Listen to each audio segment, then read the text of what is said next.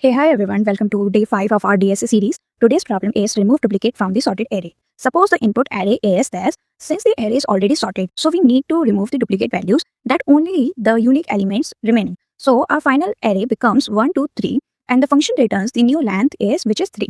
So for this problem, we first understand the brute force approach. So this is our brute force approach code. Now let's understand the code. Since first we created a set stores only unique elements, so all duplicate values are automatically removed. Next, we traverse the entire array and insert every element into the set. We create an index variable to override the original array. Now, we iterate through the set and the copy of all unique elements back to the array. Finally, we return the size of the array, which represents the number of the unique elements. For this approach, the time complexity is big O of n log n because every insertion into the set takes log n time. Now, understand the optimized approach. For optimized approach, this is our code of optimized approach.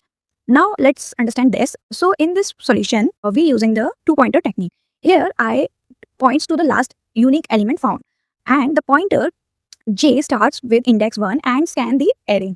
Whenever the current element is different from the previous unique element, we found a unique value. We remove the unique pointer one step ahead and place the new unique element at that positions.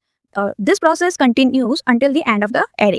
Okay. Finally, we return the I plus 1, which is total number of unique elements. So this approach takes big O of n time and uses big O of 1 extra space.